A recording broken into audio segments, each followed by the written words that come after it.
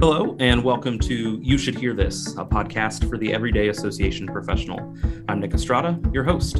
In today's episode, we'll talk about an important strategy to use as you establish your career path. We all hear it's great to have a mentor to help guide you along your professional journey, but what's better than one? Well, how about a team of mentors? We'll discuss the power of identifying mentors, building your personal board of directors, what to look for, and how to use this group to your advantage. Our guest is Tonja Eagan, MPA, CAE, CFRE, the CEO of Kappa Delta Pi, or KDP. KDP is a national association of 33,000 members, inspiring and equipping future and new teachers to thrive. Mentoring is Tonja's passion, and she has a lifelong commitment to ensuring others benefit from the power of mentoring. She credits mentors for not only helping her thrive, but also helping her survive some of life's pitfalls. And at the age of 22, she founded the Student Mentoring Program at IUPUI, which became a model adopted by other universities. Welcome, Tonja.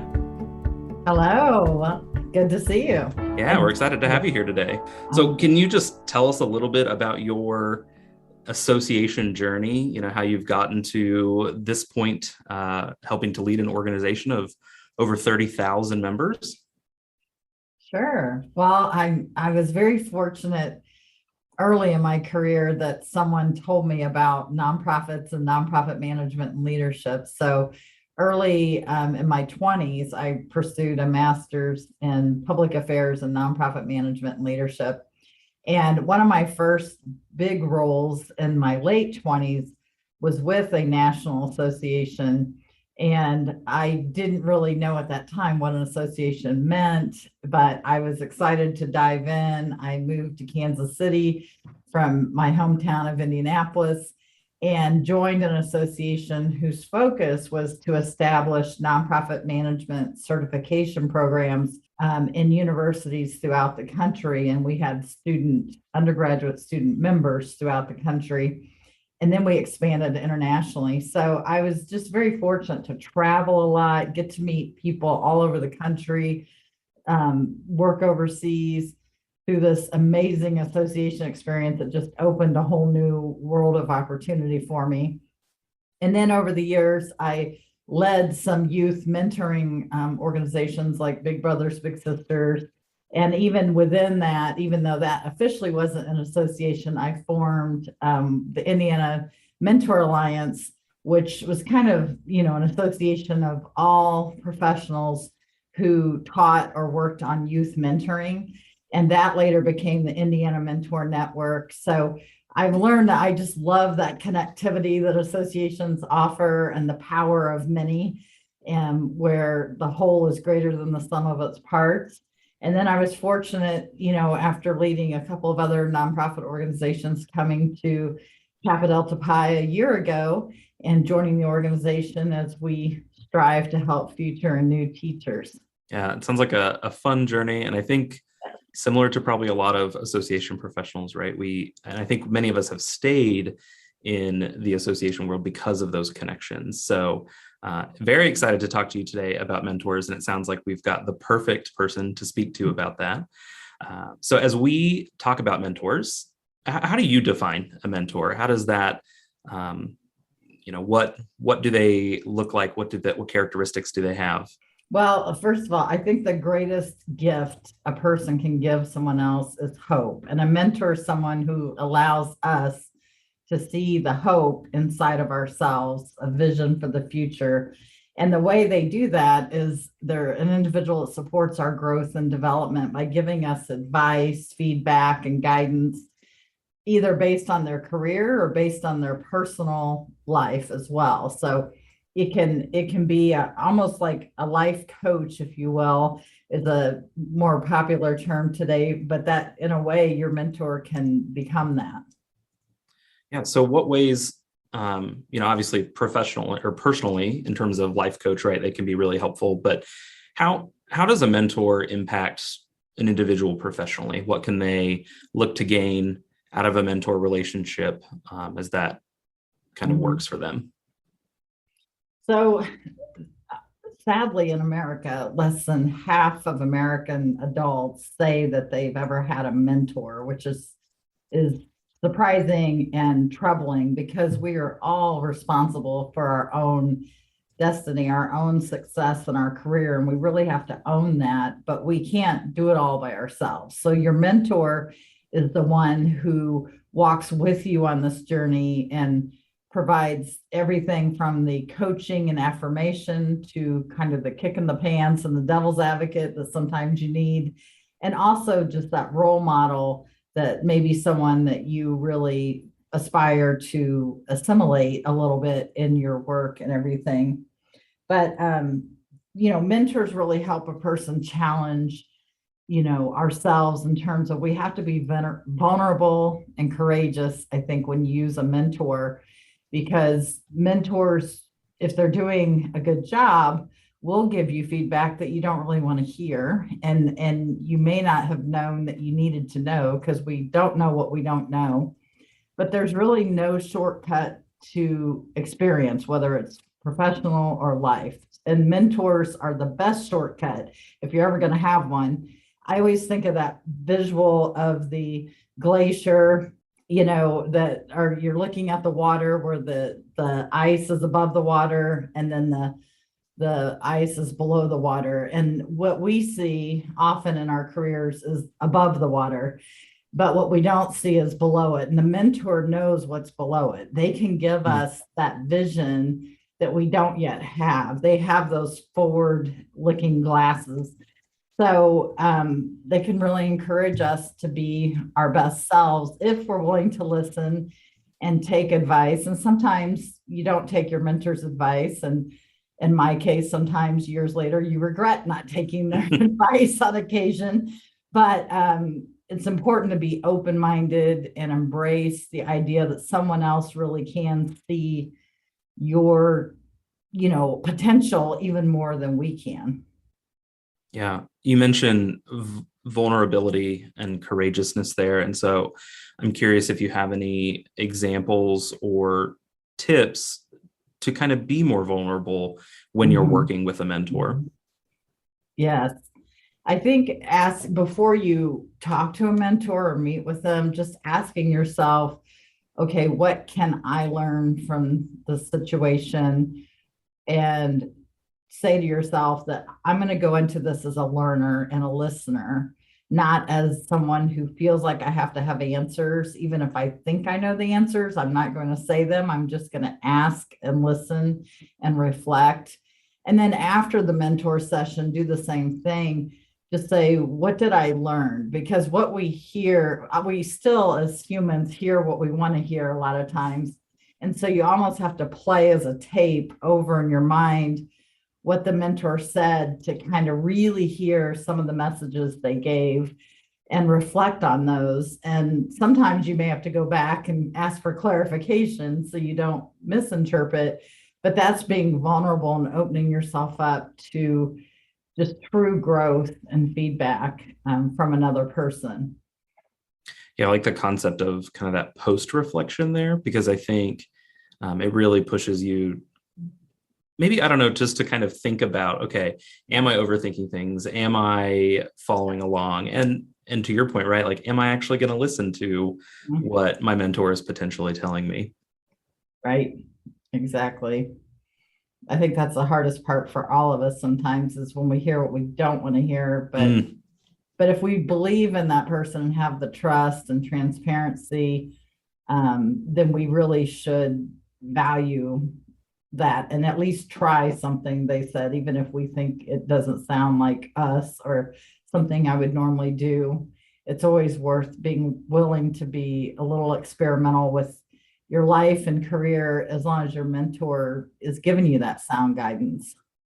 Yeah. And then to kind of, if you act on those, right, go back to your mentor and say, hey, I tried that and it worked, or hey, it did not work. And so we need to think of some new ways to address that issue or that situation.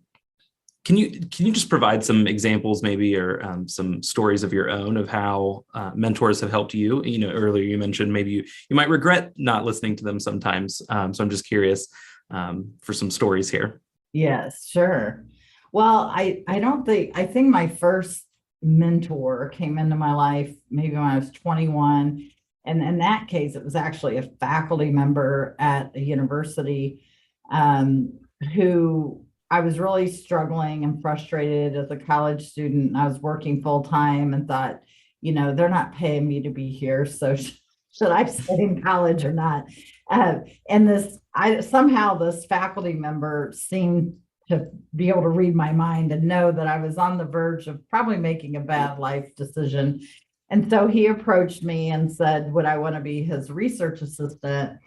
And at the time, I just thought, oh, he needs a research assistant. But years later, I realized he really was doing it to kind of save me from myself, distraction, and to guide me to stay on campus and to stay engaged in my education.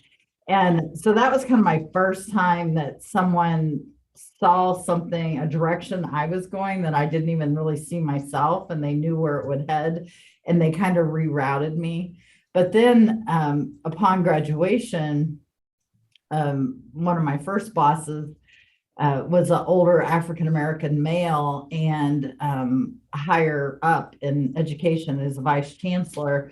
And he really took me under his wing. And even though I was a young Caucasian female, it was amazing to me how much he could help me see in myself that I couldn't see. So he would challenge me. For example, I would complain a lot that I'm trying to launch a new project and no one will listen to me because I'm young and I'm female and they don't take me seriously. And he would just say, that's their problem, but your challenge is to go out there and make this a success. And you find the people who will work with you and will listen to you. And in that moment, I realized, oh, excuses aren't going to work, number one. And number two, he's saying, I have to make this success happen. Like I had never had someone really put that burden on me, if you will, that responsibility that you need to find a way. And I felt really empowered and a little scared leaving that meeting, but I really owned it from that point on. And it really changed my perspective about my whole career and how I live my life, that when I do run up against something that, sometimes I need that mentor as a sounding board to just kind of snap me out of it and tell me what I need to go do.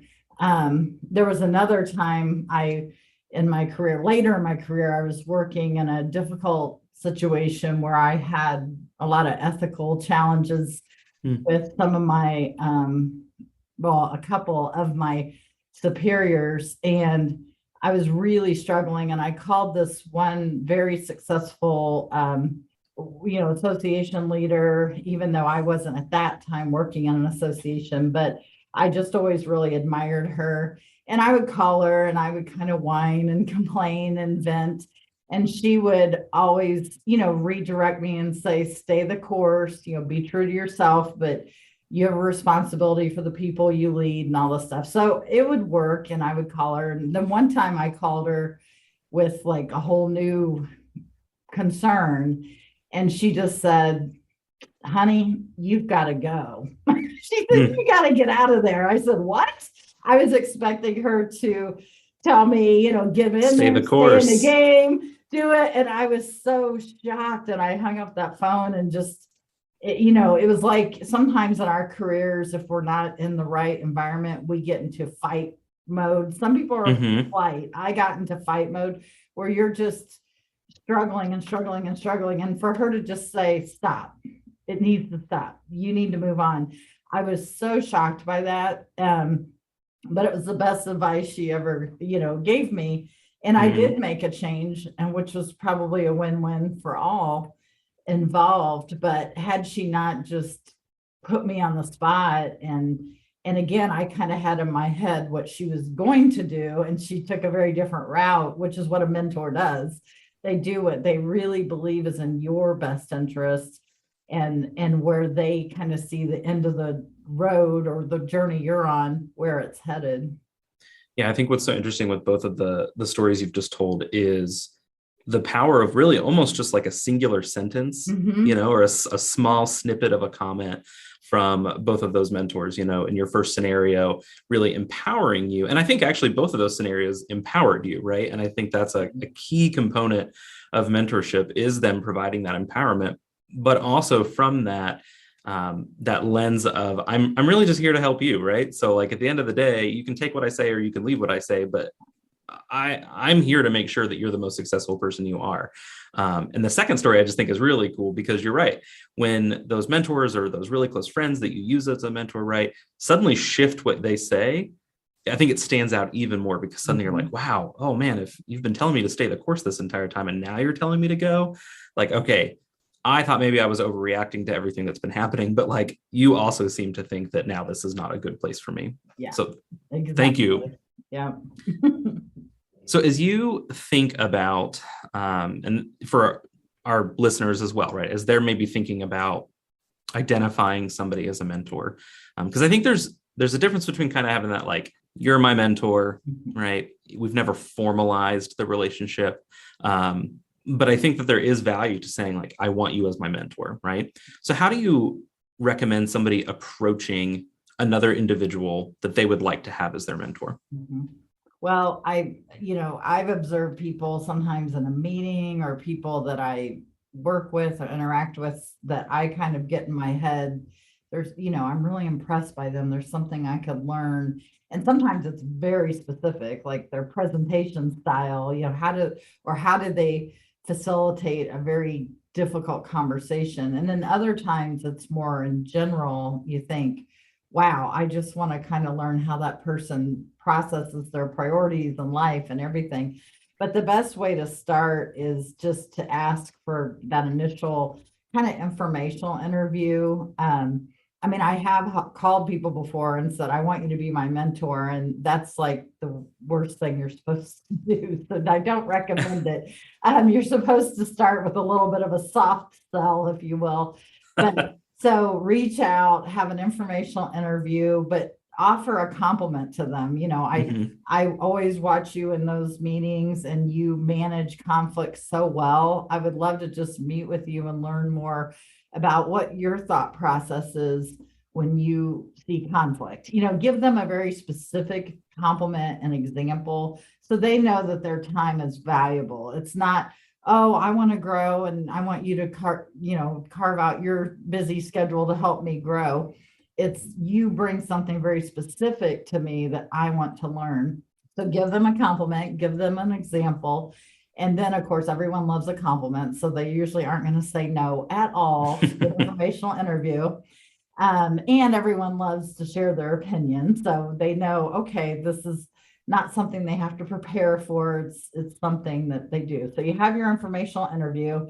Hopefully it goes well, but you have to really listen and prepare, ask questions. But again, not just go in as a learner, but be very specific with your questions. I've had many people ask me for informational interviews, and then we sit and talk about the weather. We talk about, what they did last night, because they're not asking me specific, and I don't feel maybe that I even know them well enough, or even know what it is they're seeking to know. So usually the mentee does need to be the driver a little bit in terms of preparing, asking some specific questions, and then letting it become more of a natural conversation. Always respect their time and thank them profusely for it. And if you do follow their advice, be sure to circle back, even with a quick email or note saying, the next day I tried such and such that you told me, and it was wonderful, or it was awkward for me, but I felt like I grew, and I thank you for that opportunity. So then, after you've processed that first meeting, the relationship's going well, you've thanked them, they know you're actually listening and valuing their time, you could then ask them, would you mind meeting with me, quarterly, or, or would you mind being available to me when I do have an issue or a call? Some mentors are kind of on-call mentors, and others you want to meet regularly. And oftentimes they'll say yes, or they might just say, sorry, where I am in my life, I can't take on one more commitment, but I'll be happy to introduce you to so-and-so. Or you can even say, I appreciate that you're not available, but is there anyone else that you know that you think I should get to know, and ask them for your help. So it is a little bit formalized, but I think the biggest mistake mentees make is they just, I literally had someone sit down once and they said, well, we have an hour and I've seen you, working so hard. I often see you at your desk or in meetings. And if you could just tell me how to do what you do, because that's the kind of job I want. And then it just stopped there. And I thought, I don't even know where to start with this. And of course, it was a little offensive because I thought in 1 hour I could entirely explain all of my education and experience of my career. So that was a little off-putting as well. But just be more specific and prepared about what you want that person to really let you know. I think that approach is so nice of, here's the specific problem. Here's what I think you, as my, not even yet my mentor, but right, as the individual that I've identified, can help me with that. And then that feedback loop. I think that's a piece I definitely don't feel like I've really heard before of, I met with you and now I'm going to share how what we discussed has already assisted me, right? And then going back again and saying, now that you've helped me with that problem, here's another one. And then you help me again with that one. So now that you've done it twice, don't you just want to help me more often? Yeah. But I think that that's just a great opportunity. And I like the difference between kind of that consistent mentor and, as you mentioned, that on-call mentor, right? Like when I'm in a crisis or I need assistance, right, I can call upon you. Mm-hmm. Exactly. I think the difference in approach there that you brought up in the on-call and the consistent mentoring really, I think, is a good lead into our next question. And I believe it's the title of our session, right? Building your personal board of directors. And that's kind of a phrase I've heard before, that, right, one mentor is great. Right. And as you mentioned, right, half of all Americans don't even have a mentor. And so obviously we want to increase that. We'd like you to identify at least one. So if you're listening today and you don't have a mentor, maybe that's the first challenge we can give you is get one. But can you kind of explain the concept of a professional board of directors and how we would use that as like a team of mentors? Sure. So I really love this idea of professional board of directors. And if you Google it, you'll even see PBOD, PBOD a lot. So people say, who's on your PBOD? So if you ever hear that term, that's what that's talking about, personal board of directors. But they really are your kind of group of mentors. What's different about them is that they don't formally meet and sit around the table and all stare at you and say, what's my agenda? But it could be awkward. Right. Yeah. They may not, most of them wouldn't even know that you consider them to be on your board of directors. You don't even have to tell them. They should have a general sense that you are utilizing them as a mentor type relationship, that on-call mentor ongoing.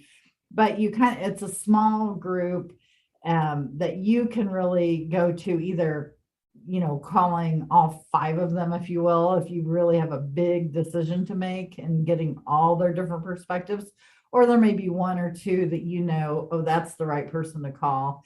It's also important that the personal board of directors isn't maybe only career specific. So if you're a single parent, for example, you may want someone on your personal board who's a single parent mentor, someone that navigates the complexities of balancing work and life from that perspective. Or if you're, I'm female, so I want to make sure I have, a couple of males on my personal board, so I can even run gender questions by them if I have an issue, if I think, how would someone respond to this? Obviously, ethnic diversity is important. And sometimes regional diversity. I mean, I work here in the Midwest, and we think very differently in the Midwest from the East and West Coast and from the South and from international. So depending on how much I want to develop myself, then I need to have people from those other perspectives as well. And I think multi-generational is really important. Especially in this day and age, when we have 5 generations in the workplace, and we have Gen A, I think is the next one, Alpha, who are 8th graders now, and coming up fast behind us. So we've really got to listen, and mentors are and personal board, people always assume they're older than you. Mm. For me, who's a Gen Xer, I've always made sure that I've had millennials or Gen Z folks, if you will, that I can call on and challenge my thinking, because as a leader, many of the people I'm leading and working with and in associations, many of our members are a different generation than me. And they may be different gender, different ethnicity, different region. And it's my responsibility to own the fact that I can't just see the world from, my looking glass. I need to really rely on their advice and coaching. And honestly, and the younger mentee or mentors that I've had, to me it's very refreshing, I guess, because they actually are usually more candid and less worried about political correctness, which is great, because sometimes even older mentors sometimes try to be so coddling. You're not quite getting the message. You're like, they're trying to coach, but being too nice. And sometimes you walk away going, I'm not sure if they were telling me to improve that or if I'm good. But I never had that issue with the millennials, Gen Z, which I found very refreshing. So you need this small group of individuals that and they will change over time as your life changes. You may go from being a single parent in a mid-level management position to now you're an empty nester and a CEO or in a C-suite position. You're going to want different people that you're calling on and doing, and that's okay. These are not lifelong commitments that a mentor or mentee need to make. It's your journey, and while you're walking this journey in life, who do you want to bring along with you at that time? Yeah, I think a key piece I just pulled from what you were talking about, and if I've missed this, let me know. But it sounds like your board of directors both complements you and diversifies you, right? Yeah. So you need some people there that are similar to you, right? Who can understand, I think, maybe the life experiences you've had or the things that are challenging you. But then also you need those other perspectives. And I think that what sounds really cool when you're talking about that, right, is I could bring the same scenario to each of those people in my personal board of directors, and I may now get 5 different ways or 7 different ways that I should handle that situation. And then now it's still my responsibility, right, to make that final decision. But now I've got a lot of different options that I might be able to achieve. Exactly.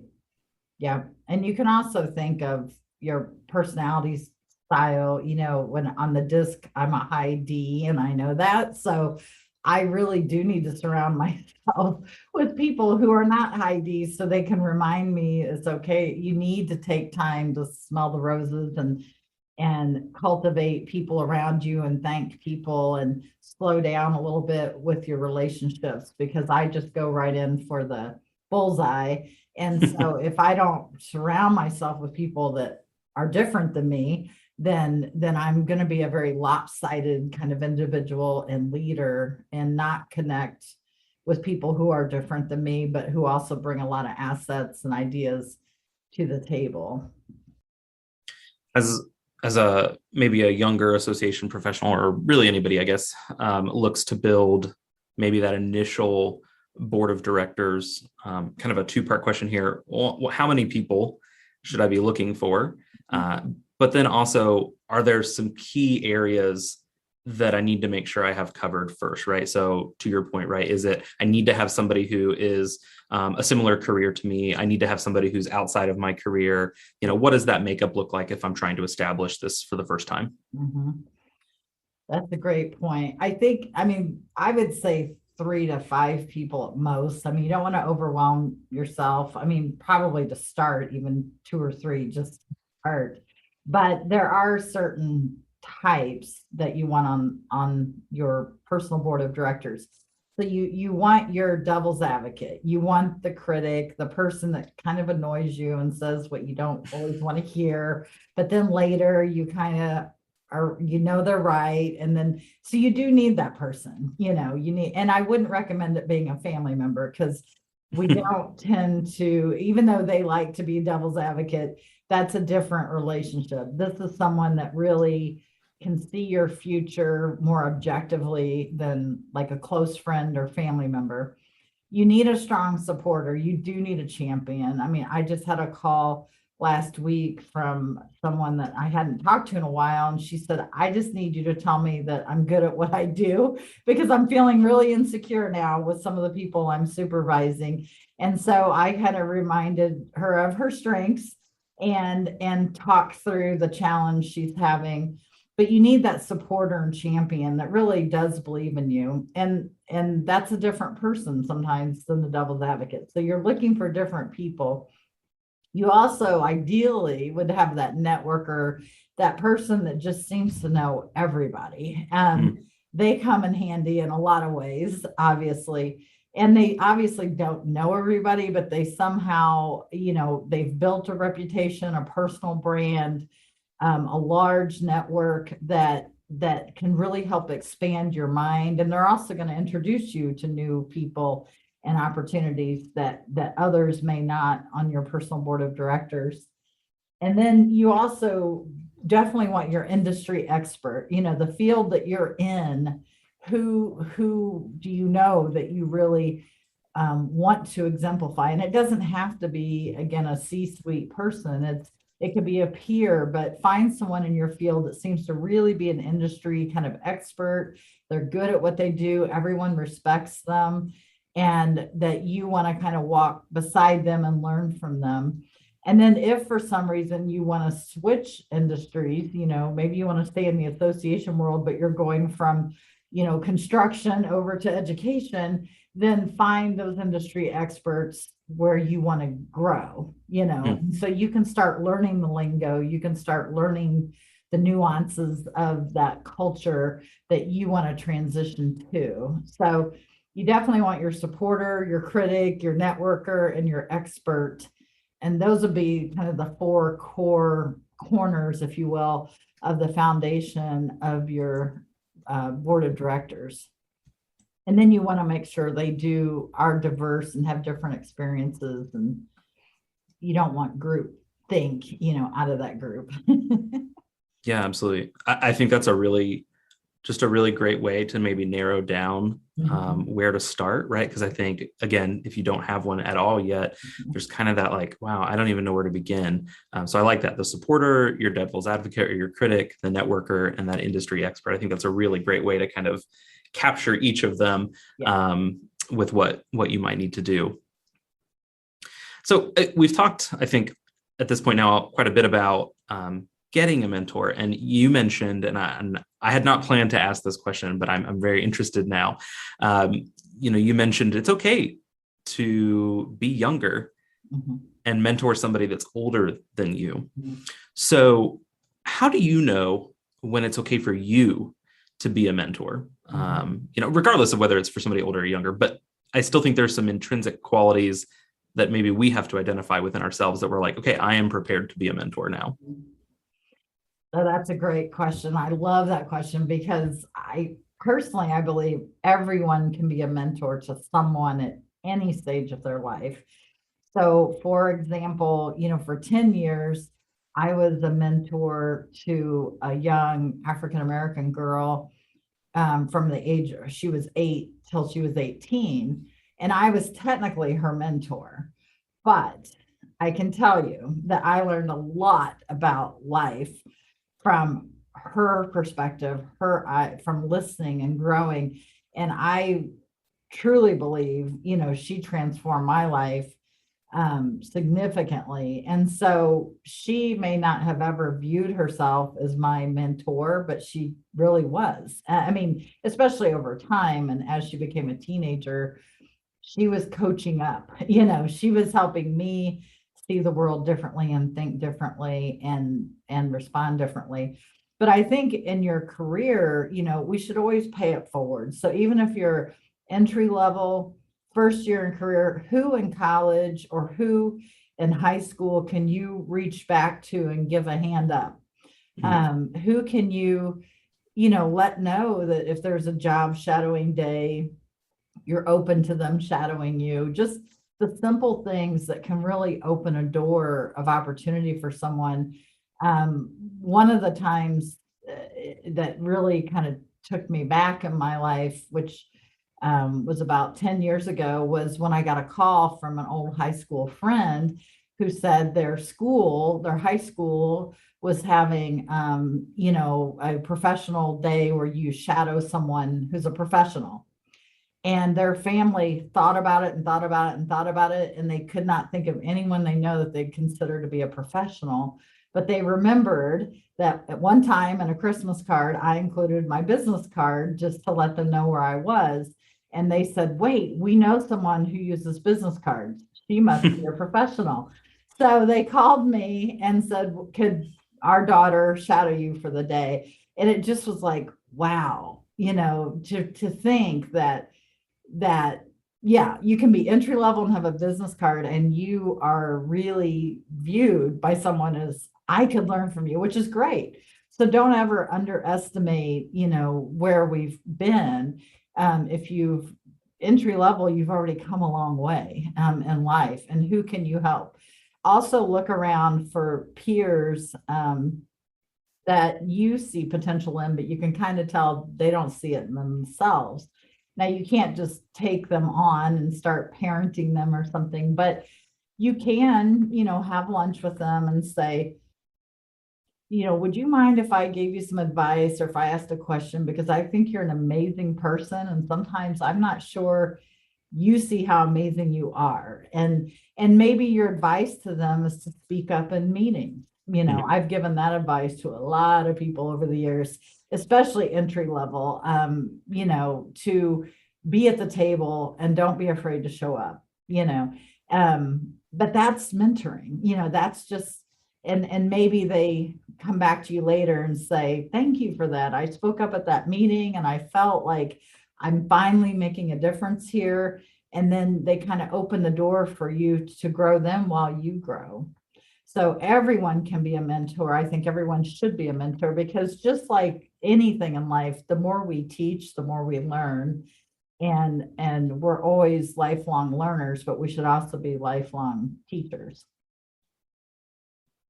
Yeah, Tonja, I really appreciate that. I think that's just a fantastic way to end. Mm-hmm. I appreciate your time with us today. Thank you for sharing your expertise on this topic. I know, at least for me personally, this is one that I still struggle with, of finding those mentors and how to approach them. And even though there's a lot of people that I look up to, and so this has helped me a lot. I hope our listeners get quite a bit out of here. And if folks want to talk to you, again, maybe as the expert for this now, to get some more information on mentoring or any other part of their professional board of directors work, how can they get in touch with you?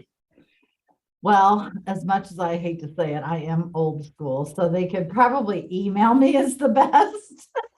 My staff is probably cringing right now, but so the best way is to email me at tonja@kdp.org. So Tonja@kdp.org. I am always on email, and so I will be very responsive, but I am on LinkedIn as well under my name. I'm not very flashy, so I'm on Facebook under my name, Tonja Eagan. So I'm kind of easy to find, but I would welcome that. And also, don't be afraid to cold call mentors. I've done that a few times where you're just asking for an informational interview, but again, you're telling them what you've read about them in an article, or what you've heard about them in the news, or what someone told you about them that impressed you and why you want to meet with them. So you don't have to always know everybody. You just got to be on the lookout for those good mentors. Absolutely. Well, thank you again for being here with us today. Yeah. We hope you enjoyed this episode of You Should Hear This. If you have any questions you'd like answered or future topics you'd like us to explore, please send us an email at info@isae.org.